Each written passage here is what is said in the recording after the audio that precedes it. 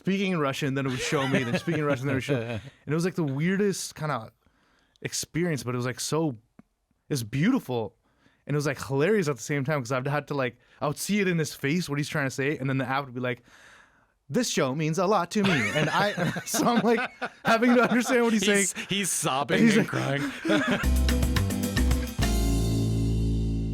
Congrats on the year. Oh, thank you. And 8 Canadian Screen Award nominations. How's that feeling?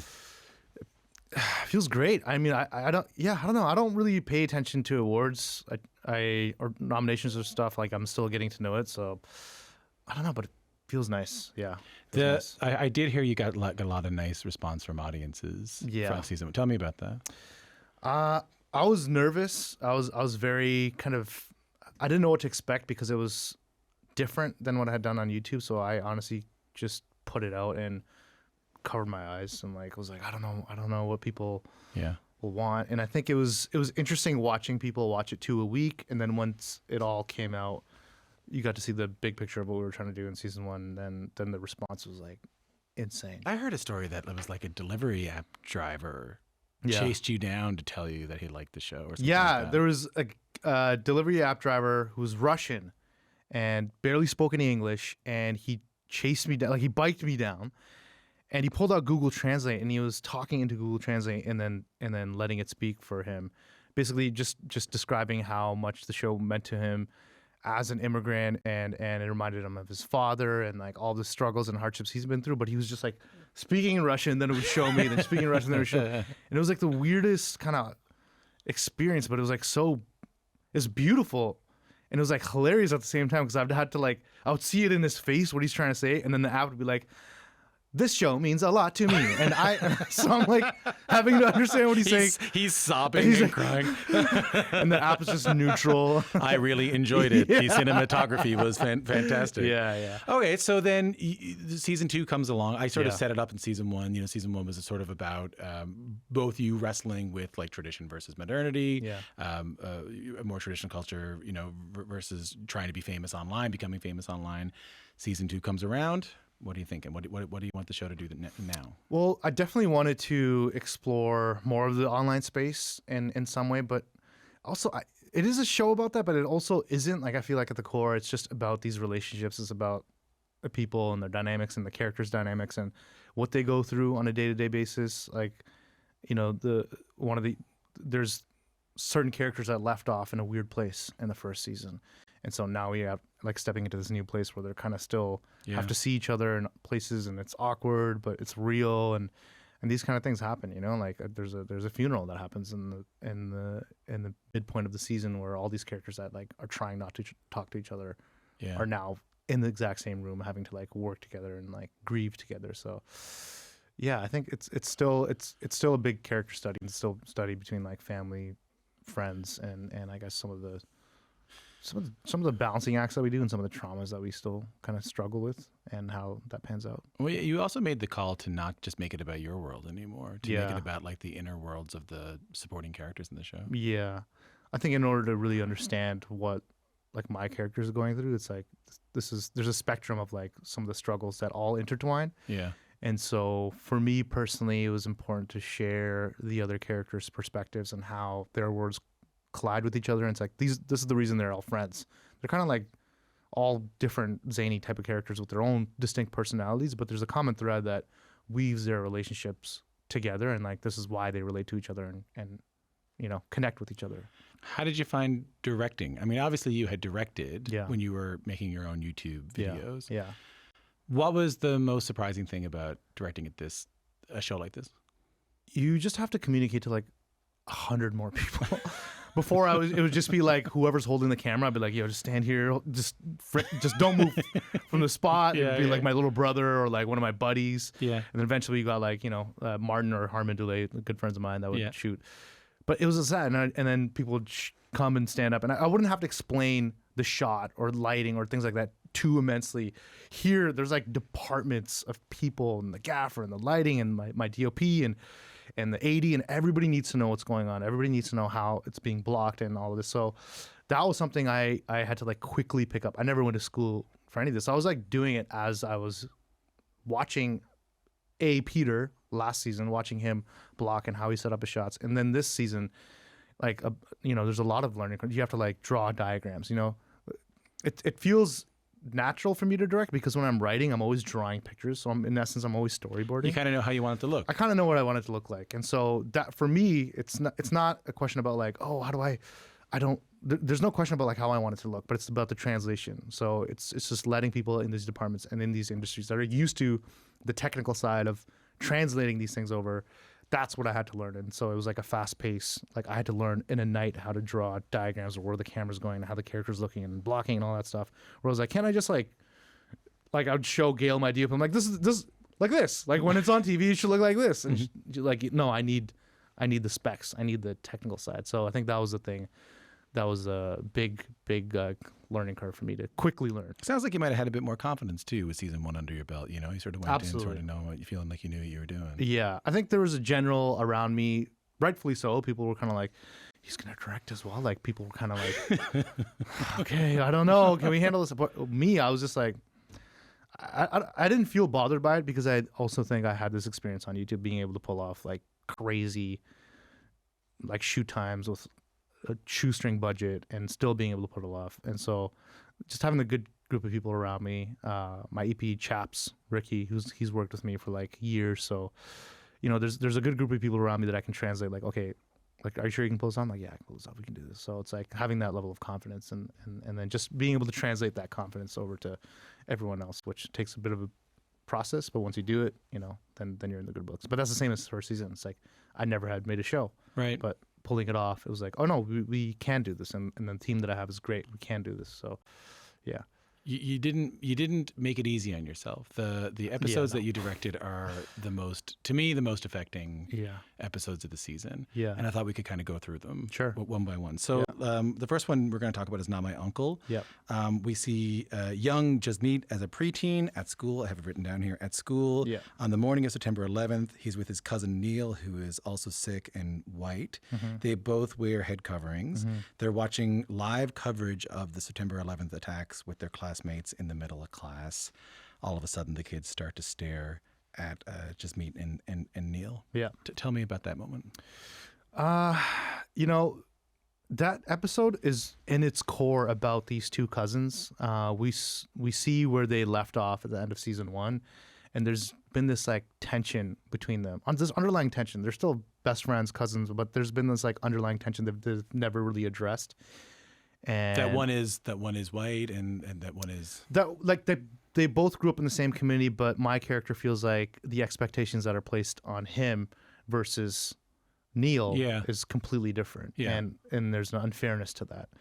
And so, we saw the result, the aftermath of that in the season finale of the first season. So I really wanted to explore why, like the root cause of like what happened. And so at the beginning of the episode, there's two kids that are hanging out, playing video games, eating Cheetos, and they're just innocent. There's a sense of innocence, and like they're excited for the new school year. And I remember at that time, like I just feel like when that happened to me, I was that age. I was 11. When 9/11 happened, yeah. And I just started a new school, it was middle school, and I was excited because I was like, oh man, this is gonna be great, this is gonna be cool. And then 9/11 happens, and everything just switches up. Even the racism that was like, before it was just like casual, funny, like Apu accents, and then it just went completely different. The way people were perceived as a turban, I feel like turban wearing people were like, oh, he's like in a Bond movie, he's wearing a ruby, and then all of a sudden you're like associated with like terrorism. And so really kind of one day one thing, and next day next day nothing. Literally like night and day difference. Hey. So is it true? Is what true? What all the other kids are saying about you? What are they saying about me? That you're Osama's nephew? I don't know. Like, I think what your uncle did is really messed up.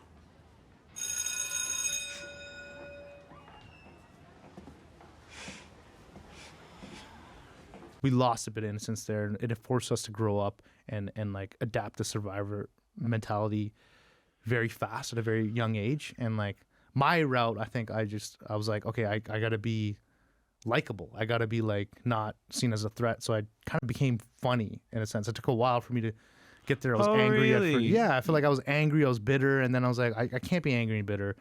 And then I'm just gonna start being like funny in class, and people can understand that there isn't a threat level here, you know? So yeah. I mean, maybe this needs to be spelled out for folks listening to this, that like, of course, you know, any form of racism is wrong. Yeah. There was so much Islamophobia after 9/11, incredibly wrong. Any form of racism, Islamophobic included, is wrong.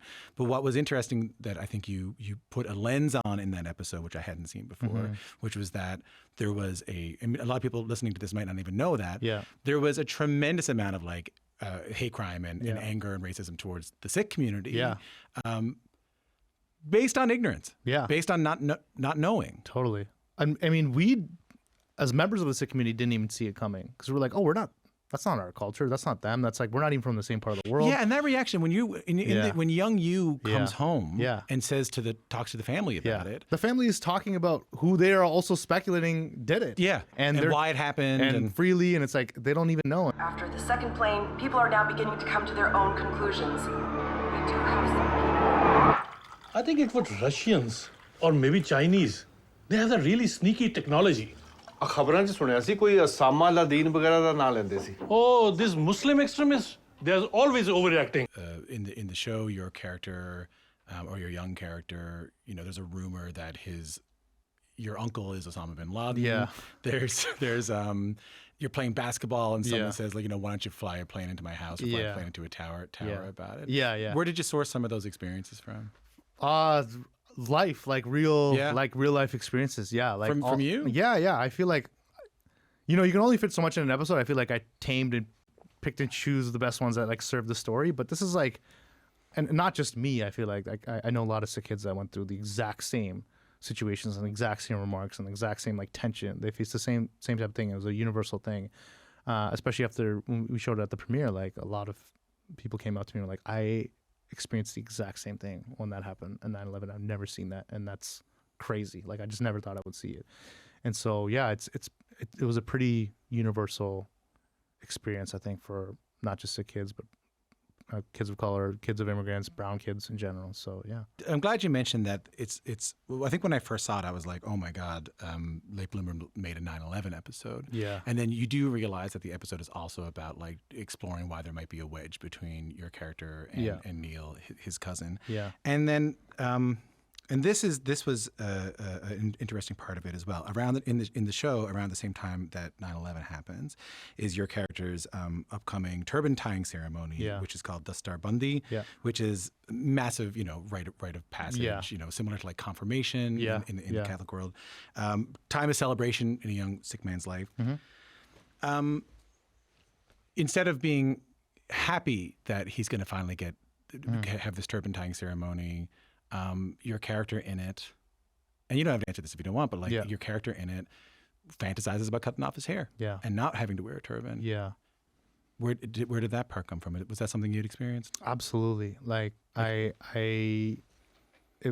was a bit of a struggle. At that time, I remember a lot of parents were concerned for their kids as well. And so I even remember, I grew up in a small town. Like I grew up in Guelph, and I remember there's a few, you know, Sikh kids that did decide to like stop wearing a turban and cut their hair because it was just like they didn't want to deal with the tension, they didn't want to deal with the racism. A lot of adults did as well because they wanted to keep working at their jobs, and so there was definitely this tension, this being scared, and then, you know, watching like hate crimes happen on the news. There was this fear, like there was definitely this fear, and so I think some people chose like safety over like the unknown. It's hard to blame them, you know. Yeah, it is hard to blame them, but as a kid, you know, you're watching your peers kind of not wear turbans anymore and get haircuts and then be treated differently at school.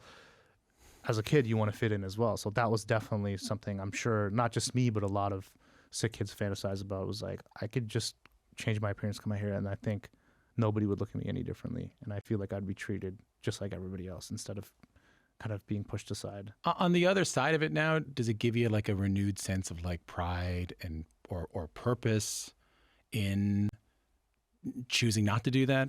Totally. I think I would have been a completely different person if I had Like, Really? Yeah, I think life would have been a little bit easier for me. I would have been less funnier. I wouldn't have gone into, I might have been an accountant. I don't know. You know, wouldn't be like, here right would have been now. married. I would have had 3 kids by now. You know, just a complete, just comfortable. You'd have a dog. You wouldn't be on the CBC Yeah, talking about your feelings. Exactly. I'd be counting down my vacation days. Yeah, I think I would have a completely different life. It would have gone a little more comfortable for me. But it was definitely in my family such a vital, important part of our upbringing, and of like it mattered a lot to my parents. It mattered a lot to my grandparents that we hold on to our heritage and our culture, and that we shouldn't be swayed, and like just keep that tradition going. And so as a kid, you're confused still. You know, I'm to this day.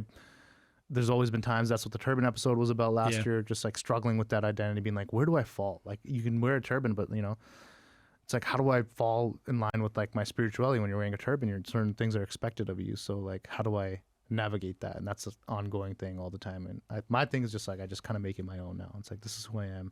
I am proud of this. I am proud of my identity, and I represent it in my own way. Yeah. Last question on that. Who did you make the episode for? The 9/11 one? Yeah. Man, probably young me. Yeah, I think making the show has been so therapeutic.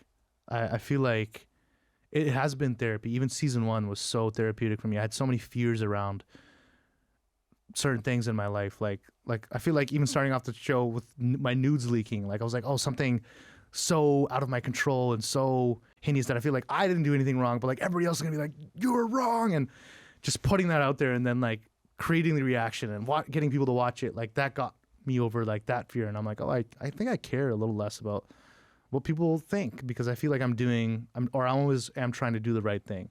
And so I think that definitely was an episode for young me. I remember shooting certain scenes and just like watching it take place and just being like, whoa, like it's just wild for me to see. Really? Yeah, having like, to watch a younger version of yourself go through that thing you went through. Yeah, like the basketball scene. And the actor Jordan, he's so good at just getting my mannerisms, my young mannerisms. So I literally felt like I was watching myself. Even my mom, she was at the premiere and she went up to him. She's like, this is exactly how I was at this age. And so just seeing a younger version of me, like reliving that, or watching him and his emotions and the confrontations and all this, like, yeah, it was a very odd experience to see that and to shoot it and then to edit it and all that. So I think definitely there's a part of me just felt validated, like a younger version of me felt validated after going through that. So yeah, but then in essence that translates to everybody that went through that experience. I feel like they're going to see themselves in that too. I want to talk about a New Canadian, which is the other episode you directed. It's about international students in Canada. It's about it's mainly about a Sikh student who moved here with sort of high hopes for himself, finds out that housing and job opportunities aren't what he promised.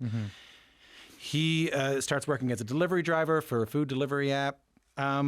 I think we're going from a hyper-personal story to the story of people whose story, honest to God, doesn't get really told on TV, especially in Canada. Yeah. Why was this community of international students, folks who come over here, why was this on your mind? There's a number of different reasons. Even the title New Canadian, I used to be labeled as a New Canadian like 10 years ago when I was first on social media. They were like, he's representing New Canadians.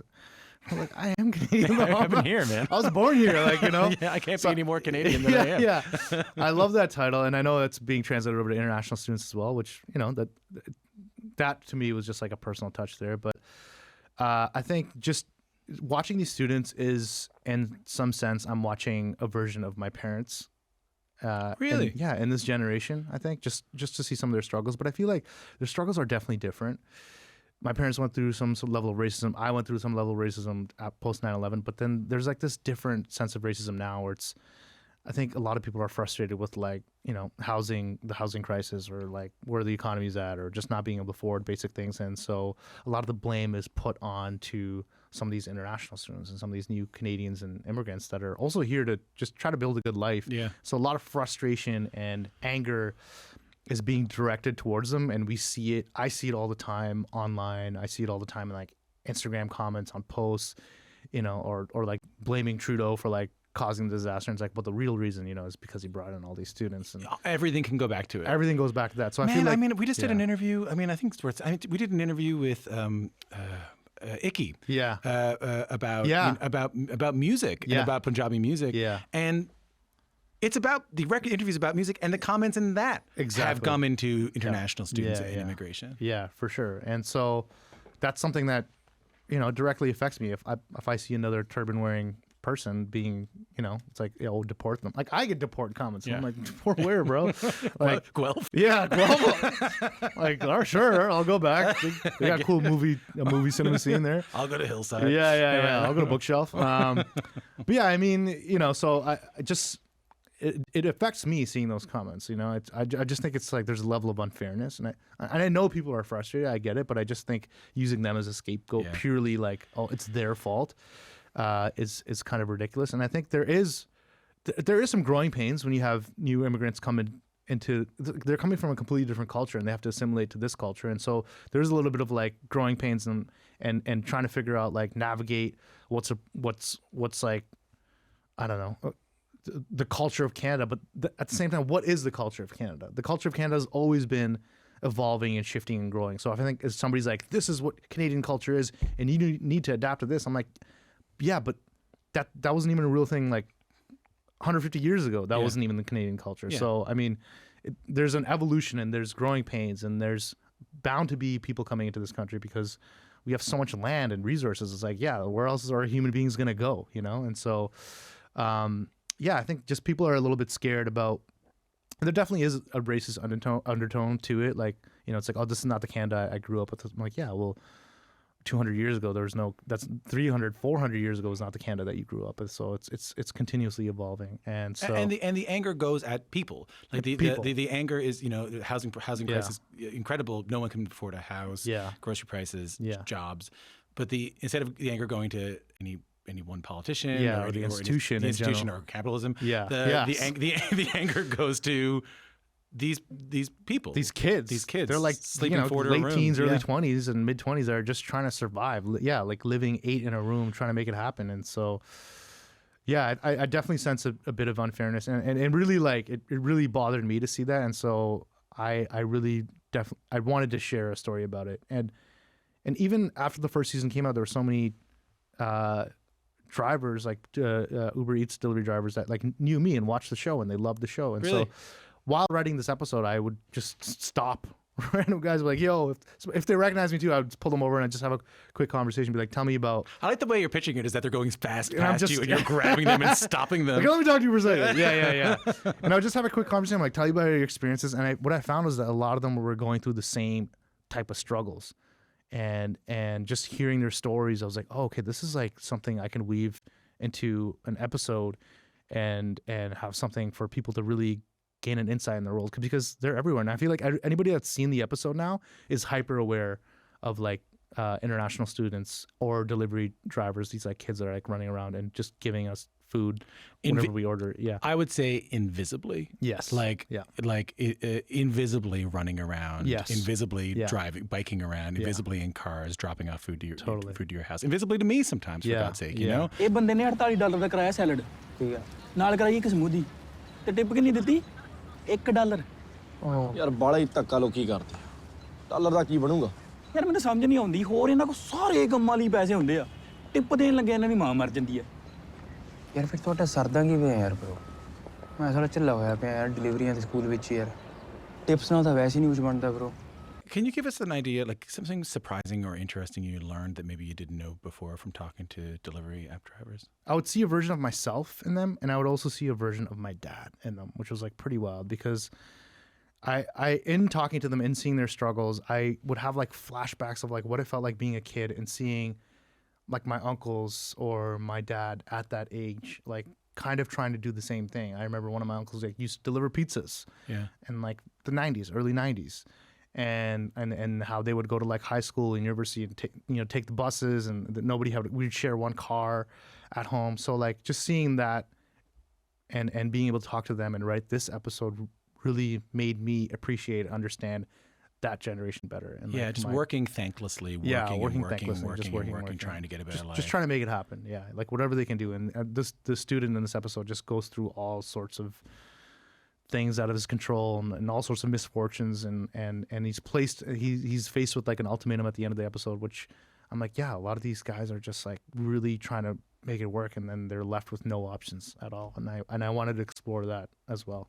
I like the scene where they talk about having to drop off, like their delivery drivers who have to drop off one cupcake. Yeah, that's real, man. Yeah, it is. Yeah, because it's actually kind of insane just ordering a cupcake to be delivered and then complaining about the icing on the box. And I'm like, when you could just walk somewhere and get a cupcake, or the convenience of how easy it is to get things sometimes to the outside world or to people that aren't accustomed to it is ridiculous. It's like, this is so like whatever you want, whenever you want, at any time, you just hit a button and it's there. And so there is a level of convenience, and we wanted to show that. I wanted to show that as well. It's just like the level of like, these guys are like, the student himself is like, I've never tried shrimp tacos. When somebody's like, you've never had shrimp tacos? It's like, no. It's like, you deliver it all the time. You deliver shrimp tacos all the time. I was like, but I can't eat it. Like, I would get fired. Right. And so it's like, yeah, they're around this like level of luxury and access and ease, and they are a part of that system, but they themselves cannot participate in the system. I mean, I love that I love that you stopped and talked to people and talked to people about their own experiences, man. Yeah. I hope that episode takes off. I think it will. How's your that leads me to, you can press a button and get anything you want. How's your internet these days? Last time you were here, we talked about how you became incredibly famous and early. Yeah. You and Keyboard Cat. Mm-hmm. Like you were, me, Keyboard Cat, and Chocolate Rain. Chocolate Rain guy. All three of us. The guy who was putting Mentos in Pepsi. Yeah. That was you guys were all hanging out together, living in a house. Yeah. You were one of the first YouTube celebrities at Jus Reign. Yeah. And last time you were here, we talked about how at one point you just kind of quit the internet. Yeah. You told me you don't look at the time, you didn't look at social media on your phone anymore. You were telling me that you looked at it on an iPad, I think. Yeah. You were using a light phone, I think. Yeah. Or you were using one of those phones that only has like call, text, message, whatever. Yeah. MP3. Yeah. You are the real life example of what can happen when you become a celebrity on the internet. Yeah. Has the success of season 1 of Late Bloomer changed your relationship with your phone or the internet or anything like that? So I was at one end of the spectrum where it was just like I was chronically online, posting everything, doing everything, and just like everything I did, and even my friends would be annoyed with me, be like, dude, stop recording everything. But I'm like, but this is funny. People think it's funny. Look, people are. And then I went completely dark and didn't do anything. So I think there's now having to come back on social media and do things like promote the show, and you got to make reels and TikToks and stuff. I'm like, all right, like I have to relearn how to do social media. I still feel like my social media is very boring. Like I'm still trying to push myself to post, but I try to stay. But TikTok for you, man, isn't that like Lewis Hamilton doing a go-kart race? Like you did long, did long videos and got trillions of views. 30 seconds, whatever. I mean, I did Vine too, which was 6 seconds, and I got pretty big on there. So I mean, I think the culture is just different. Back then, it was just like influencers were like, there's only a handful of us. Now, everybody can be an influencer, and everyone is an influencer. Everyone is an influencer. Everyone's doing get ready with me's and their daily morning routines and shopping hauls. Like everybody's an influencer now. So. And even if not that, even just if you're a normal person, you still might have a brand. Like you kind of have a brand. Yeah, everybody's got a brand. Yeah, everybody's branded. So I was like, I don't know. I don't know what my brand is anymore. I'm just I just want to make cool shit, and I want people to watch it. And I think just trying to figure out how to do that. And so, I think right now I definitely have a healthier relationship with the internet, and I don't let it consume me. I don't even let negative comments really. They don't really bother me as much anymore. I'm sure there will be a new thing but I feel like for the most part I'm pretty good. I'm like, okay, it's great, and so I feel like I have a healthier relationship. There's definitely more of a balance now. I use my phone when I need to, at work when I need to, and then spend time with people that I need to. Can you break that down? I'd love for you to tell me. I asked Camila Cabello this last time she was on. Yeah. She was getting a lot of negative reaction to her last record. And I said, can you just tell me your digital hygiene, your digital diet, what you do? And she broke it down, and it was really interesting. Yeah. I mean, I definitely stay away from Reddit. You do? Yeah. Different places. Not really, but I mean, there's certain places where I'm I try not to be. But the interesting thing is there's no place for me to really read comments anymore. Maybe on my Instagram, or if I post something, there's comments there, DMs sometimes. Mm-hmm. But I mean, on YouTube, when I posted something, I don't even have Twitter anymore. My Twitter got deleted because I was inactive for so long. So, which I feel like is That's fine. That's fine That's now. fine. Like That's I'm like fine. I'm It's not. I don't okay. think I'm missing Yeah, too that's- much. Yeah, you're okay. I'm I all think, right. yeah, that's right. And so I basically only have Instagram, which like lightens the load a bit. And Do you limit it? Like it's only certain minutes a day, shuts off after 30 minutes or anything like that? if I'm working, yeah, I have like specific, like I use Opal, and then like 5 to 9. I mean, like 9 to 5. Like it like has a limit, and if I want to use it, I can take a break, but I have to like do this whole breathing thing and then click break, and it's a 15-minute break. So I use Freedom, and, Yeah, and I use it, and when I shut it off, it shuts off for 24 hours. Yeah, and then yeah. after 24 hours, I can look at it again. oh wow, you yeah, know, for yeah. like a half hour, and then Yeah. 24 hours after that. Yeah, I mean, so it's definitely annoying when you're like, I need to post. I have to do this. It is work, but yeah, I mean, yeah, I definitely have a healthier relationship with it, and I just feel like I've like really honed in on like who matters to me, what things like bring me joy, and like what things are helping me in life, and just have eliminated to as much as I can to some degree the distractions. There was like so many distractions before, and so I think I'm a little more mindful and a little more understanding of like what things are distracting to me, and like what things like are gonna help me to create and do cool stuff and live a somewhat meaningful life and have meaningful relationships. So it's definitely still not easy when you're in production. Like the balance is way off. You're just always locked into production, so you have to navigate. But I think communication, like just communicating to people that I love and people that I care about, like, hey, this is what's going on. It's not this. This is what it is. And for the most part, the people in my life understand that and kind of give you that space and know what my life is like. So yeah, I love how you put that. You know, I talk to someone. This is the thing I talk about maybe the most annoyingly with my friends. Yeah. Is that oftentimes when people talk about being off their phones or not, you know, watching how much they're on their phones or how much they're on social media or on Reddit or reading the news, Yeah. like online constantly, they'll often talk to me about it in terms of like trying to optimize their life. No, bro, you got to, you know, I want to be present for those hours, man. You know, Yeah. but like really, what you're just trying to do is have a meaningful life. Yeah, a meaningful life with people you love. Totally. And, Yeah. and I'm happy to hear that's where you landed on it. Yeah. Last question. Earlier you were talking to me about, hey, you know, I wanted to do something a little bit different with this season. Mm-hmm. I read a quote from you that said, "I made a lot of people laugh, and this time I wanted to tap into people's emotions and make them feel." Yeah. When you think about this season as a whole, what do you hope they feel? That was also the compass for the first season as well. But I think I want people to just become visible to people, stories, and experiences that are all around us and they haven't seen. And so it's definitely that for the people outside of our community, but then even the people within our community. I think it's just one of the biggest common themes of like responses that I got last year was just audiences feeling seen and like watching these sometimes hard to watch episodes with their family members or with their friends and people that are part of this community, and just being like, yo, that was like hard. It was a tough watch. And then just having conversations after, you know, like that I think is like, it's beautiful just to be like, oh, we're doing hard things by watching these stories that have been shown in like many times throughout like different communities or different spaces. But I think when it's a part of your own experience and you're seeing it for the first time, it brings up a lot of stuff that like we kind of just bury or hide, kind of sweep under the rug, and now it's out there. And so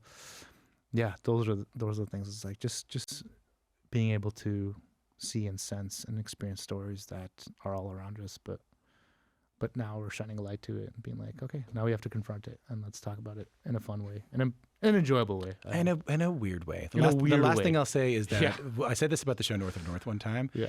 Late Bloomer is also a super weird show, Yeah. where a lot of weird stuff happens. Yeah. Like the scene where Buddy kicks the robot Yeah. food delivery machine, Yeah, and then attacks it. Yeah, It's a yeah. weird show too, Yeah. and in the best way possible. Yeah.